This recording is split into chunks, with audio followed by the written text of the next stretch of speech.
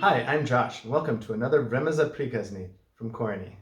Today, we're going to look at one of my favorite books from when I was a kid. It's called Mike Mulligan and His Steam Shovel. Story and Pictures by Virginia Lee Burton.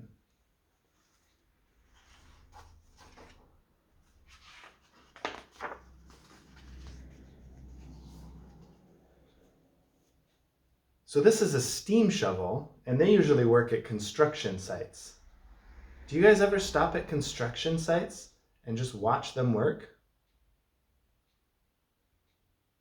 They often have big machinery at big construction sites. What's your favorite piece of big machinery? Let's see what this steam shovel does in this story. Mike Mulligan had a steam shovel, a beautiful red steam shovel. Her name was Marianne. Mike Mulligan was very proud of Marianne. He always said that she could dig as much in a day as 100 men could dig in a week. But he had never been quite sure that this was true.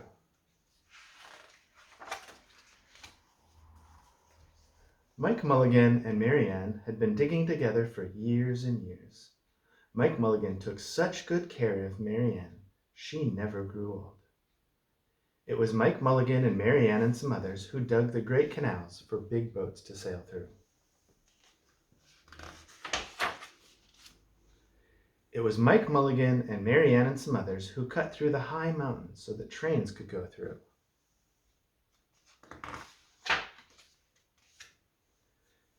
It was Mike Mulligan and Marianne and some others who lowered the hills and straightened the curves to make the long highways for automobiles.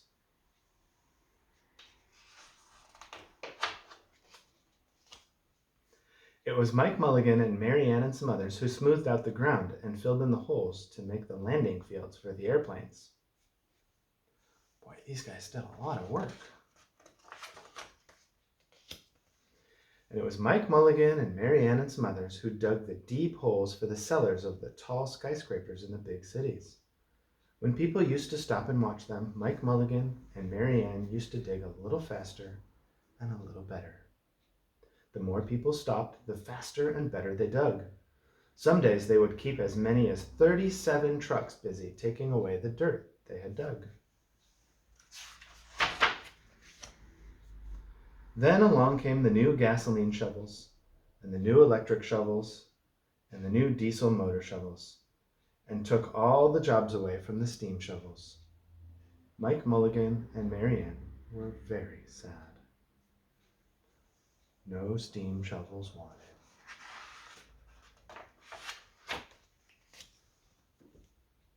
All the other steam shovels were being sold for junk or left out in the old gravel pits to rust and fall apart. Mike loved Marianne. He couldn't do that to her. He had taken such good care of her that she could still dig as much in a day as 100 men could dig in a week. At least, he thought she could, but he wasn't quite sure. Everywhere they went, the new gas shovels and the new electric shovels and the new diesel motor shovels had all the jobs. No one wanted Mike Mulligan and Marianne anymore. Then one day, Mike read in a newspaper that the town of Popperville was going to build a new town hall. "We are going to dig the cellar of that town hall," said Mike to Marianne, and off they started. They left the canals and the railroads and the highways and the airports and the big cities where no one wanted them anymore and went away into the country. They crawled along slowly up the hills and down the hills till they came to the little town of Popperville.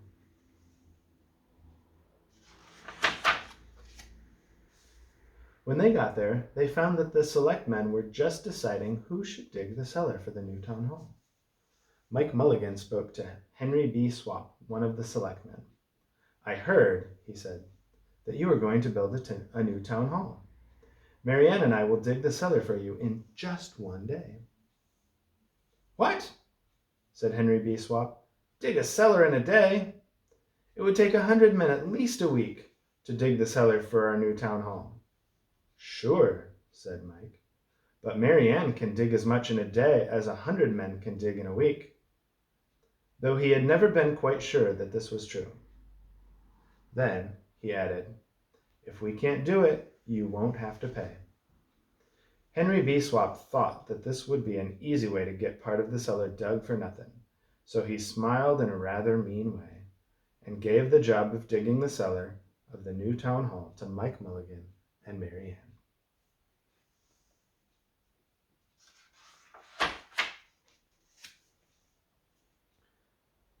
They started in early the next morning, just as the sun was coming up.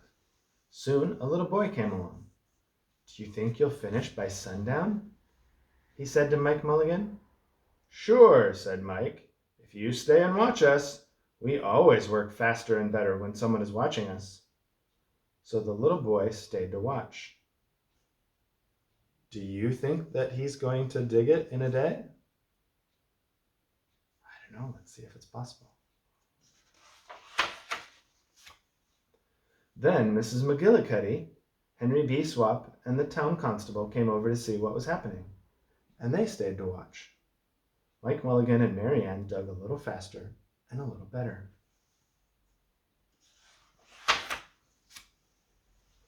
This gave the little boy an idea.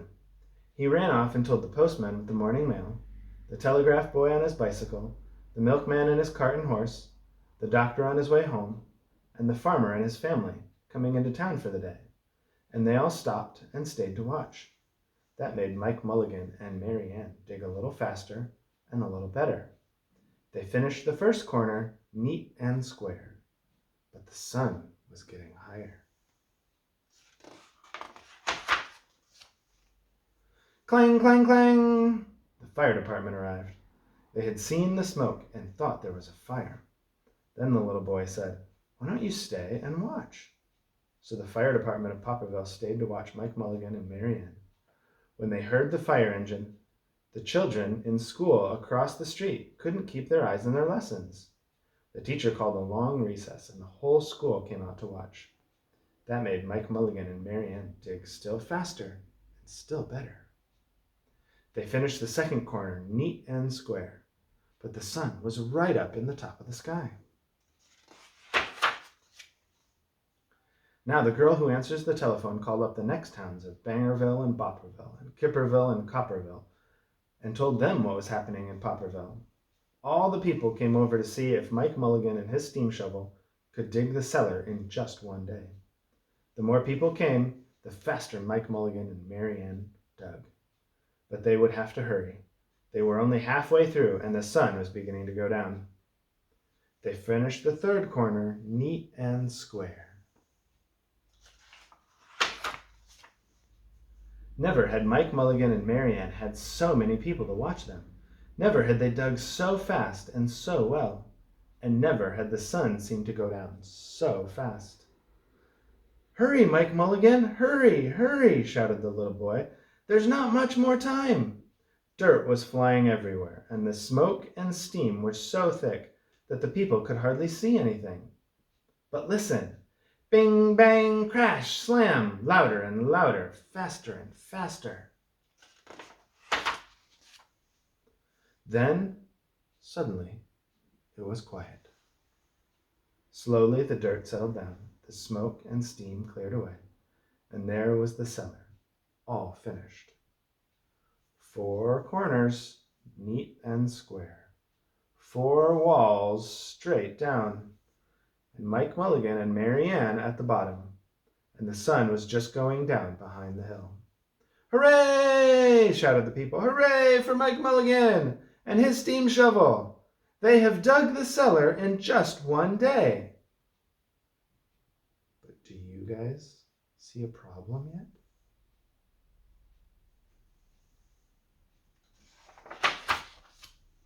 Suddenly the little boy said, "How are they going to get out?"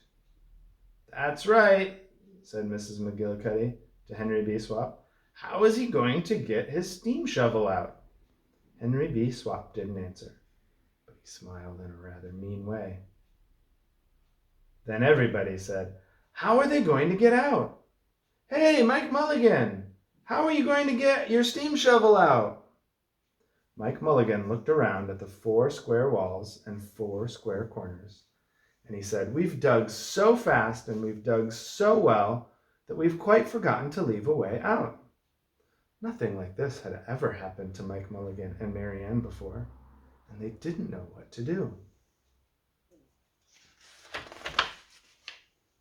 Nothing like this had ever happened before in Popperville. Everybody started talking at once, and everybody had a different idea, and everybody thought that his idea was the best. They talked and they talked, and they argued and they fought till they were all worn out, and still no one knew how to get Mike Mulligan and Mary Ann out of the cellar they had dug. Then Henry B. Swap said, "This job isn't finished because Mary Ann isn't out of the cellar, so Mike Mulligan won't get paid." He smiled in a rather mean way. Now the little boy, who had been keeping very quiet, had another good idea. He said, "Why couldn't we leave Mary Ann in the cellar and build the new town hall above her? Let her be the furnace for the new town hall, and let Mike Mulligan be the janitor. Then you wouldn't have to buy a new furnace, and we could pay Mike Mulligan for digging the cellar in just one day." "Why not?" said Henry B. Swap, and smiled in a way that was not quite so mean. "Why not?" said Mrs. McGillicuddy. "Why not?" said the town constable. "Why not?" said all the people. So they found a ladder and climbed down into the cellar to ask Mike Mulligan and Mary Ann. "Why not?" said Mike Mulligan. So it was decided, and everybody was happy. They built the new town hall right over Mike Mulligan and Mary Ann. It was finished before winter. Every day the little boy goes over to see Mike Mulligan and Mary Ann, and Mrs. McGillicuddy takes him nice hot apple pies. As for Henry B. Swap, he spends most of his time in the cellar of the new town hall, listening to the stories that Mike Mulligan has to tell, and smiling in a way that isn't mean at all. Now when you go to Popperville, be sure to go down in the cellar of the new town hall. There there'll be Mike Mulligan and Mary Ann. Mike in his rocking chair, smoking his pipe, and Mary Ann beside him warming up the meetings in the new town hall. The end.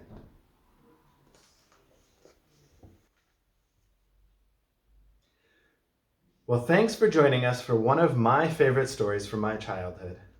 Did you like that story? What was your favorite part? Have you ever seen a construction site with so many people watching? Thanks for joining us at Vremeza Prikazni from Koreni. Bye!